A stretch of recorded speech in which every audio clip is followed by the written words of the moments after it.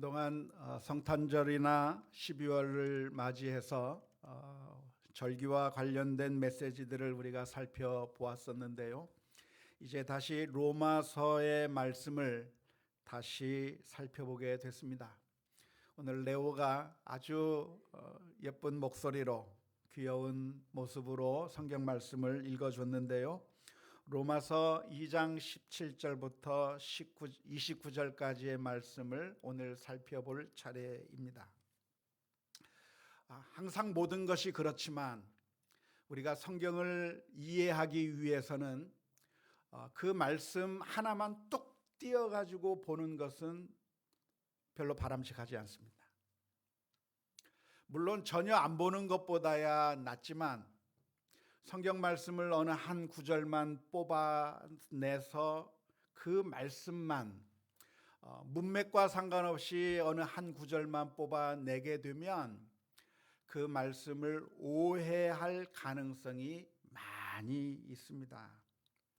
우리의 대화에서도 그렇지 않습니까?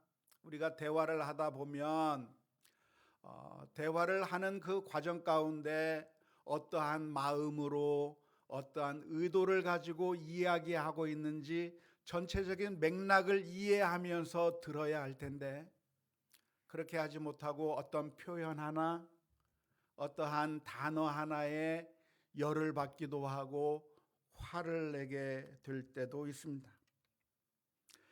따라서 대화를 할 때라도 이 말을 한다고 하면 왜 이 말을 하고 있는지 전체적인 맥락을 살펴야 하는 것이죠. 만일 우리들의 부모님이 자녀들에게 이야기를 한다고 하면 우리 부모님이 나를 사랑하기 때문에 이 말을 해주는구나. 그 맥락 안에서 그 말을 이해해야 하는 겁니다. 그렇게 그 전체적인 그 맥락 속에서 한 표현, 한 글자 하나하나를 이해하게 된다고 한다면 어쩌면 불필요한 갈등들을 많이 줄여 나갈 수 있을 것입니다. 우리가 우리들의 인생을 이해하는 것도 역시 마찬가지죠. 우리는 인생을 살아가면서 여러 가지 일들을 만납니다. 때로는 어려운 일도 만나고, 때로는 고통스러운 일도 만나고, 때로는 실패하는 일들도 만나게 될 겁니다. 그렇지만 우리들의 인생을 우리가 묵상하게 될 때, 우리들의 인생을 생각하게 될 때, 온 우주를 다스리시는 그 하나님, 모든 것이 합력하여 선을 이루시는 그 하나님께서, 나를 사랑하시는 그 하나님께서 나에게 이러한 일을 베풀어 주셨다고 하는, 이러한 일을 허락하셨다고 하는 그 전체적인 맥락 속에서 그 하나를 바라보게 되면 우리가 이해할 수도 있고 힘들고 어려운 고난의 순간들도 헤쳐 나갈 수가 있는 것이죠. 그런데 그 큰 그림을 보지 않고 지금 고난당하고 있는 것만, 지금 어려움 당하고 있는 것만, 지금 실패한 것만 바라보게 되면 하나님의 뜻을 발견하지 못하게 될 때가 많습니다. 따라서 항상 우리는 큰 그림이 무엇인가를 봐야 되는 것이죠. 성경을 읽을 때도 역시 마찬가지인데요. 전체적인 맥락이 무엇인가, 그 맥락을 놓치게 된다고 한다면 그러면 그 부분의 말씀들을 오해할 가능성들이 상당히 많이 있습니다. 우리가 오래간만에 로마서 2장 17절에서부터 29절의 말씀을 읽었는데 이 말씀을 이해하기 위해서는 이 말씀이 로마서라고 하는 전체 큰 서신 가운데서 어떠한 이야기를 하는 가운데 이 말이 나온 것인지를 먼저 살펴보는 것이 중요합니다. 그래서 제가 한번 요약을 해봤습니다. 도표를 한번 봤으면 좋겠는데요. 로마서 1장과 2장의 내용을 요약하자면 이렇게 요약할 수가 있습니다. 1장 1절에서부터 7절까지는 바울 사도가 로마에 있는 성도들에게 편지를 쓴다고 하는 인사말이 기록되어 있습니다. 내가 복음의 사도가 된 이 바울 사도가 로마에 있는 성도들에게 인사를 건네면서 내가 편지를 쓴다라고 하는 내용이 기록되어 있는 것이죠. 그 다음에 바울 사도는 본론으로 들어갑니다. 8절에서부터 17절의 말씀에서 바울 사도는 내가 로마를 방문하여 여러분들에게 은사를 나누어 주고 싶다, 복음을 함께 나누고 싶다고 하는 그런 소망을 피력하고 있습니다. 내가 여러분들에게 복음을 나누어 주고 싶은데 그 복음이라고 하는 것은 무엇인가? 그것은 하나님의 능력이 되는 것이기 때문에 나는 그 복음에 대해서 전혀 부끄러워하지 않으며, 이 복음이라고 하는 것은 무엇인가? 하나님의 의가 나타난 것이다. 다시 말하자면 언약을 신실하게 지키시는 하나님의 그 신실하심이 나타난 것이라고 설명하는 내용이 8절에서부터 17절까지에 있습니다. 18절에서부터는 내가 복음을 나누고 싶은데 이 복음이 왜 우리들에게 필요한가에 대해서 설명해 주고 있습니다. 예수님께서 왜 이 세상에 오셨는가? 왜 우리는 복음이 필요한가? 왜 우리에게 예수님이 오셔야만 했는가? 라고 하는 그 질문에 대해서 답은 그것은 모든 사람이 하나님의 진노 아래 있기 때문에 복음이 필요하다고 이야기하고 있는 겁니다.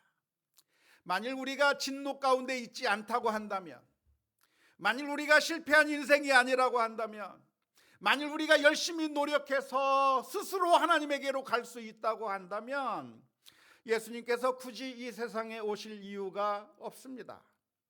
하지만 모든 사람들이 다 하나님의 진노 아래에 있기 때문에 복음이 필요한 것이고 예수님이 오셔야만 했다고 하는 것을 이야기하고 있는 것이 18절에서부터 2장 마지막 절까지의 말씀인데요.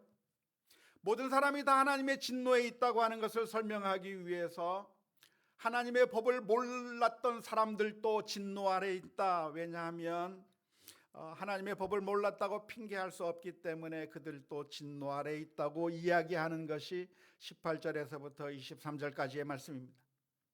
하나님께서는 그렇게 악을 행하는 자들을 그냥 내버려 두셔서 그들이 악을 행하도록 그냥 내버려 두셨다고 하는 내용이 24절에서부터 32절까지의 말씀이고요. 그런데 하나님은 어떤 하나님인가?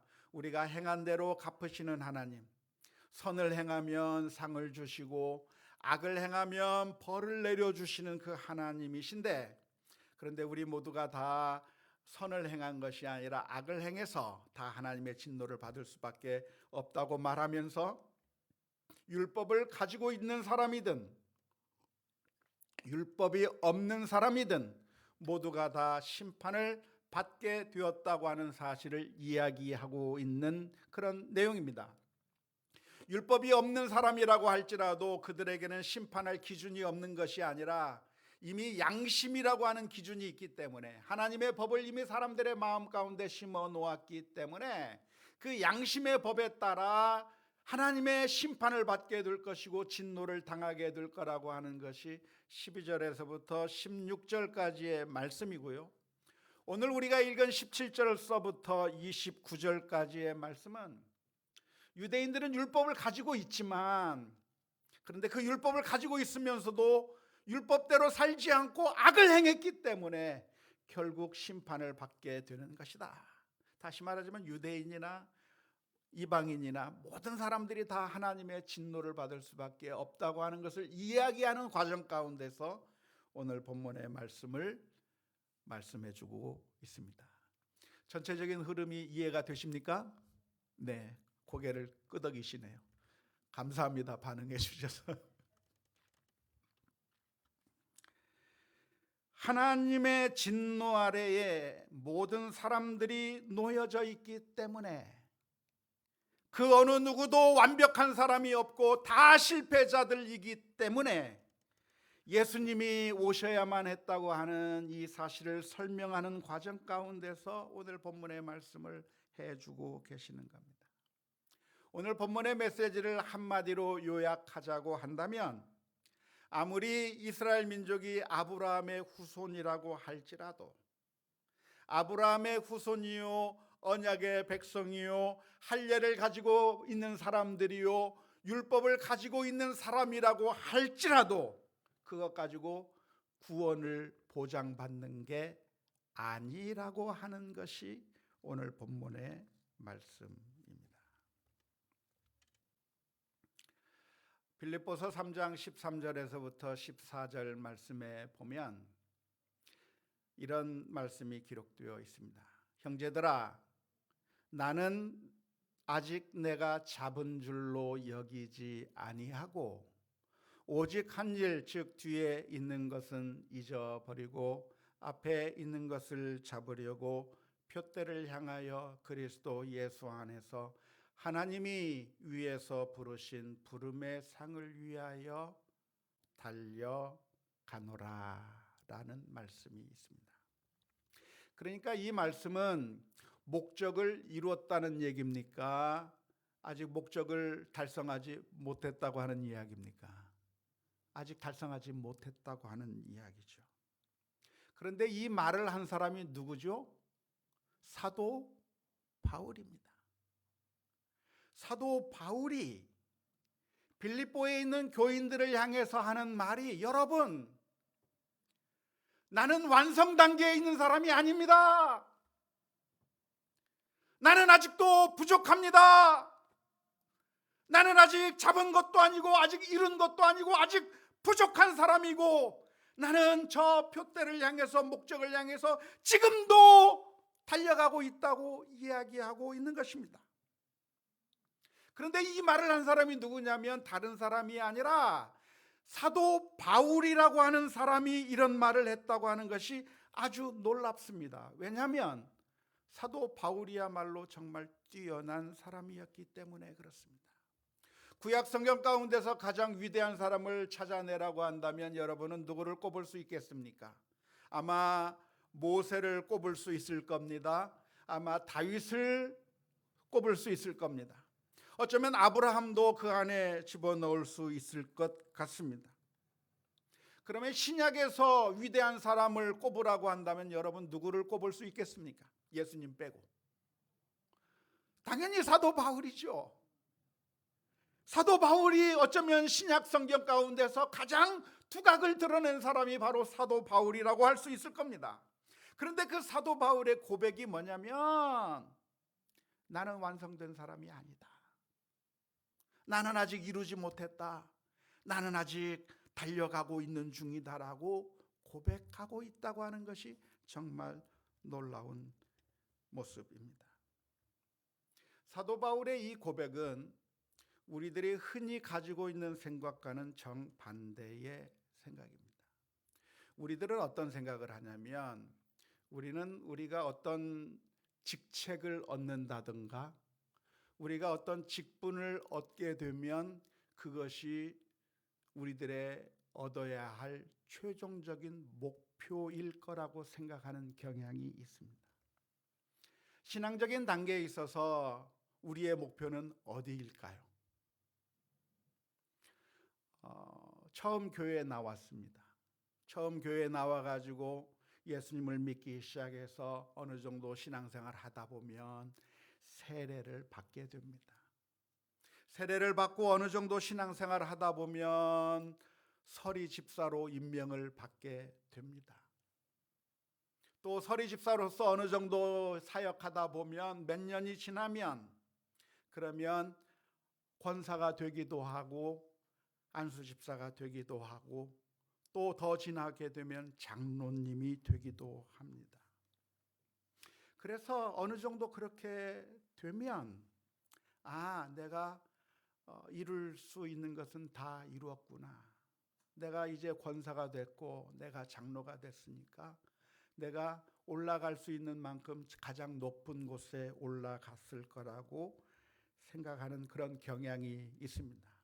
뿐만 아니라 어떤 분은 장로가 된 것으로도 만족하지 못해가지고 은퇴하신 이후에 목사가 되려고 하는 분들도 계십니다.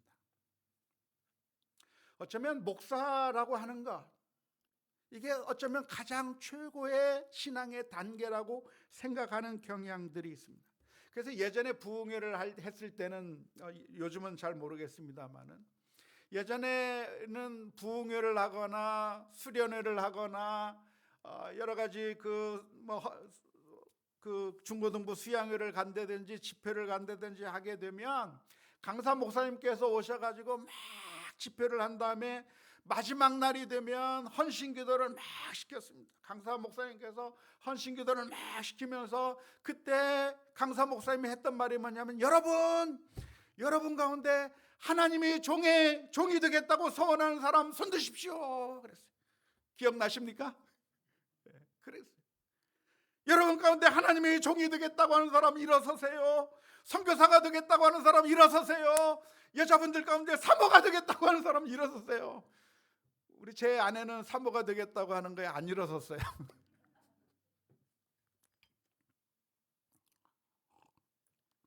제가 고등학생 때 그때 CCC라고 하는 단체에서 했던 아주 큰 집회가 있었습니다. 나는 찾았네라고 하는 그런 집회가 있었는데요, 전국에서 수많은 학생들이 몰려들었습니다.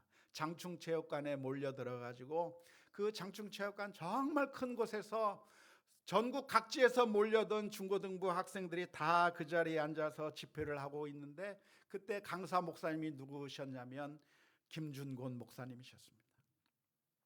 그 김준곤 목사님께서 그때 무슨 설교를 했는지 정확하게 잘 기억나지는 않지만 아마도 이사야서의 말씀을 했던 것 같아요. 누가 우리를 위하여 갈고, 내가 누구를 보내며 누가 우리를 위하여 갈고, 하나님께서 우리를 불러주신다고 하는 그 메시지를 전한 다음에 김준곤 목사님께서 외쳤습니다. 여러분 가운데 목사가 되기를 소망하시는 분이 계십니까? 선교사가 되실 분이 계십니까? 그 자리에 일어서십시오. 그래가지고 제가 벌떡 일어났어요. 그러면서 제 마음이 뜨거웠어요. 내가 주의 종이 돼야 되겠다라고 하는 그런 뜨거운 마음을 가지고 제 자신을 하나님 앞에 드리겠다고 헌신했는데, 그때 제 어렸을 때 나이에 그때 생각했던 것이 무엇이냐면, 목사가 되는 것, 선교사가 되는 것, 주의 종이 되는 것이야말로 가장 고상한 그런 목적이라고 그렇게 생각이 되었습니다.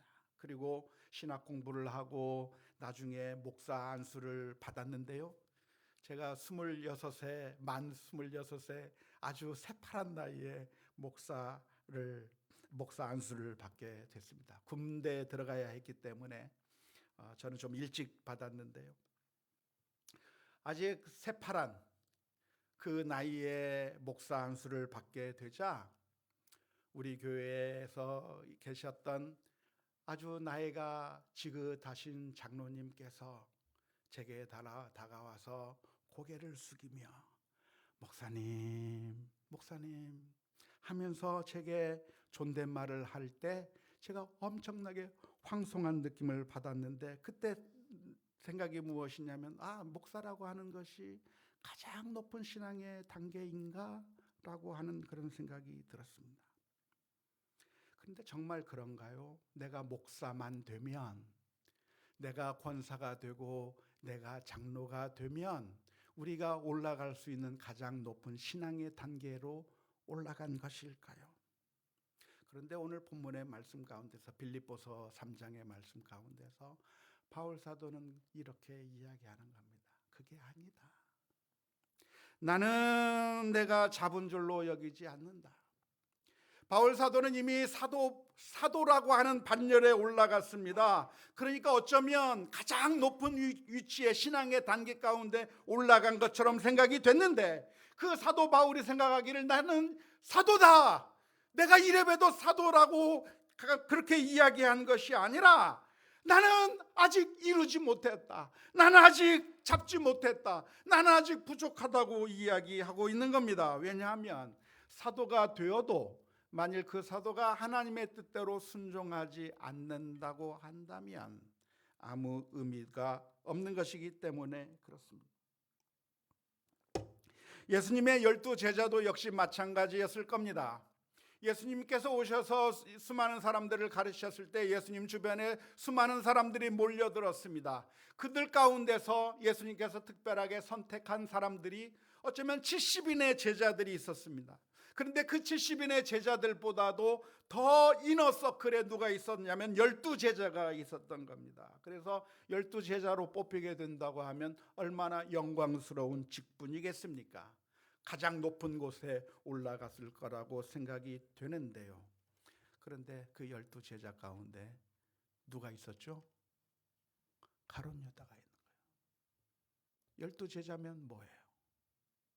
예수님을 돈 받고 팔아버린 배신자가 12제자 가운데 있었던 겁니다. 베드로는 어땠습니까? 베드로는 12제자들 중에서도 특별하게 더 이너서클 안에 들어간 사람입니다. 예수님께서 특별히 3명을 더 사랑하시고 더 붙들어 주셨는데요. 베드로, 야고보, 요한은 늘 더 안에서 활동하게끔 그렇게 만들어 주신 것 같습니다. 그러니까 베드로라고 하는 것은 그야말로 어쩌면 제자들 중에서 수장이라고 할 수도 있는 그런 사람이었을 겁니다. 그런데 그런 베드로를 향해서 예수님께서 하신 말씀이 무엇이냐면 사탄아 내 뒤로 물러가라 그랬어요. 너는 하나님의 일을 생각지 않고 사람의 일만 생각한다고 말씀하신 거예요.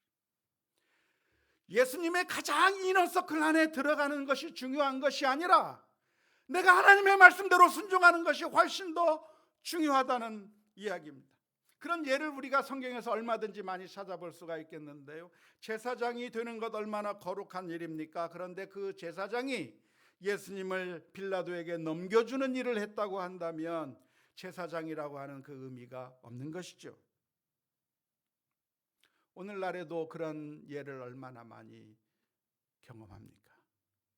저 사람은 차라리 장로가 되지 않았으면 더 좋았을 뻔했다라고 하는 그런 비난을 듣는 경우가 얼마나 많이 있습니까?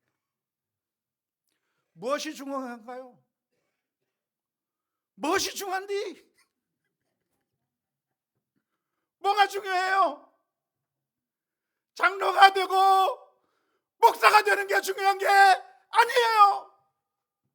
뭐가 중요해요? 하나님의 말씀대로 순종하는 게 중요한 거예요. 너무나도 안타까운 것은 우리가 임직 선거를 하면서 피택 장로가 되고 피택 집사가 되고 피택 권사로 선정이 되는 그런 일들이 있는데 그때 선택받지 못한 사람들은 너무나도 괴로워합니다. 나를 선택해 주지 않았다고 하는 사실 때문에 너무나도 힘들어하고 고통스러워합니다. 충분히 고통스러워할 만한 일일 거라고 생각이 듭니다. 아무튼 선택되지 않았다고 하는 것은 그렇게 기분 좋은 일은 아니기 때문에 그렇습니다. 그런데 우리가 정작 괴로워해야 될 일이 뭐예요? 내가 선택되지 않았다고 하는 것을 괴로워하는 것보다 더 괴로워해야 될 일이 있다고 한다면 내가 하나님의 말씀대로 살지 못하는 것, 하나님의 뜻에서부터 벗어나고 있는 것, 하나님의 말씀과 전혀 상관없이 길을 가고 있는 것에 대해서 더 가슴 아파하고 더 슬퍼해야 되는 거 아니에요? 그것을 애통해야 하는 것이죠. 우리에게 중요한 것은 내가 어떠한 직분을 가지느냐, 내가 어떠한 신분을 갖는가, 내가 어떠한 위치에 올라가느냐, 그게 중요한 것이 아니라 정말 내가 하나님의 말씀대로 순종하며 살아가고 있는가, 이것이 훨씬 더 중요하다고 하는 사실을 우리가 기억해야 될 줄로 믿습니다. 오늘 우리가 읽은 로마서 2장 17절에서부터 29절의 말씀은 바로 그 이야기를 하고 있는 것입니다. 당시 유대인들은 어떤 사람들이었습니까? 유대인들은 대단한 자부심을 가지고 있었던 사람들입니다. 유대인들은 하나님께서 선택하신 선민이었습니다. 하나님께서 이 세상의 수많은 민족 가운데서 특별히 아브라함의 후손들을 선택하셨습니다. 다른 민족이 아니라 이스라엘 민족을 하나님께서 선택하신 그 하나님의 선택된 민족이 바로 이스라엘 민족이었습니다. 그래서 이스라엘 민족은 생각하기를 우리는 아브라함의 후손이라, 우리는 하나님의 선택받은 자다라고 하는 그런 자부심이 있었습니다. 그리고 우리는 아브라함의 후손이기 때문에 우리는 할례를 받은 자들인데 저 블레셋 사람들, 저 할례를 받지 못한 사람들, 저 이방인들, 저 할례를 받지 못한 저 이방인들 하면서 비난하고 나는 할례를 받은 아브라함의 후손이라고 생각을 한 것이죠. 뿐만 아니라 모세가 준 그 모세의 율법을 우리가 받았는데 저 이방인들은 모세의 율법도 모르는 저런 야만인들이라고 생각하게 된 것입니다. 그런 이스라엘 민족을 향해서 했던 바울 사도의 메시지가 무엇이냐면 로마서 2장 21절에서부터 24절까지의 말씀입니다. 그러면 다른 사람을 가르치는 내가 내 자신은 가르치지 아니하느냐? 도둑질하지 말라 선포하는 내가 도둑질하느냐? 간음하지 말라 말하는 내가 간음하느냐? 우상을 가증히 여기는 내가 신전 물건을 도둑질하느냐? 율법을 자랑하는 내가 율법을 범함으로 하나님을 욕되게 하느냐? 기록된 바와 같이 하나님의 이름이 너희 때문에 이방인 중에서 모독을 받는도다. 유대인이라고 하는 그 사실이 자동으로 구원받을 수 있는 표가 아닌 것이고 보장이 되지 않는다는 것이죠.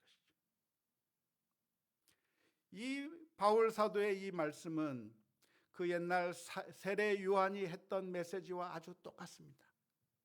세례 요한이 와서 외쳤던 내용이 마태복음 3장 7절에서부터 9절 말씀에 기록되어 있는데요. 요한이 많은 바리새인들과 사두개인들이 세례 베푸는 데 오는 것을 보고 이르되 독사의 자식들아 누가 너희를 가르쳐 임박한 진노를 피하라 하더냐. 그러므로 회개에 합당한 열매를 맺고 속으로 아브라함이 우리 조상이라고 생각하지 말라. 내가 너희에게 이르노니 하나님이 능히 이 돌들로도 아브라함의 자손이 되게 하리라고 말씀했습니다. 우리가 할례를 받아서 아브라함의 후손이 되었다고 하는 게 자랑거리가 아닌 거죠. 율법을 가지고 있다고 하는 것이 자랑거리가 아닌 겁니다. 만일 하나님의 말씀대로 순종하지 않는다고 한다면 심판을 받을 수밖에 없는 모습입니다. 근데 이스라엘 민족이 하나님의 언약 백성이라고 하는 그런 자부심에도 불구하고 하나님 말씀대로 살지 못했기 때문에 결국 하나님의 진노 아래 있게 된 것이고 하나님의 말씀대로 살지 못했기 때문에 그래서 예수님이 우리에게 필요하다는 말씀을 해주고 계시는 겁니다. 왜 우리는 예수님이 필요합니까? 왜 우리는 예수님을 믿어야 합니까? 그것은 율법을 알지 못하는 사람들은 양심의 법에 따라 볼 때 그들이 악한 일을 행했기 때문이고 이스라엘 민족은 율법을 알았고 아브라함의 후손으로 할례를 받고 율법을 가르치고 있으면서도 그러나 하나님의 말씀대로 살지 못했기 때문에 모두가 다 하나님의 진노 아래 있는 것이고 그래서 우리는 예수 그리스도가 필요한 줄로 믿습니다. 어쩌면 우리는 세상 사람들로부터 비아냥당하는 시대에 살고 있습니다. 우리가 이웃 사람들에게 가서 예수 믿으세요라고 말하면 고맙다고 말하는 것이 아니라 너나 잘하세요 하는 그런 비아냥 소리를 듣습니다. 그런데 그게 우리들의 진짜 모습입니다. 우리는 하나님의 말씀을 알았다고 하면서도 그러나 늘 넘어지고 늘 쓰러지고 늘 이율배반적인 삶을 살 수밖에 없는 것이 우리들의 모습이기 때문에 오늘 우리도 하나님의 은총이 필요한 줄로 믿습니다. 그래서 날마다 주님 도와주옵소서. 믿음의 길을 가는 가운데 저희들이 시험에 들지 않도록 악에 빠지지 않도록 도와주옵소서. 분노하고 싶을 때 저희들의 마음을 만져주시고 탐욕스러운 마음이 들 때 저희들의 마음을 제거해 주시고 여러 가지 악한 생각들이 들 때 주님께서 우리들의 마음의 왕자에 오셔서 우리들의 생각을 바꾸시고 인도해 주옵소서. 이제는 주님의 뜻대로 살기를 소원합니다. 날마다 기도하면서 주님의 그 존전 앞에 나아갈 수 있는 우리 모두가 다 되어야 될 줄로 믿습니다. 2022년 한 해 우리가 완벽하게 살아갈 수는 없습니다. 바울 사도의 고백처럼 나는 아직 잡은 줄로 여기지 아니하고 표대를 향하여 달려간다고 했는데, 오늘 저와 여러분들의 삶 가운데서 그러한 표대를 향해서 달려갈 수 있는, 그리고 넘어질 때마다 주의 십자가 바라보며 다시 일어설 수 있는 우리 모두가 다 될 수 있기를 주님의 이름으로 축원합니다.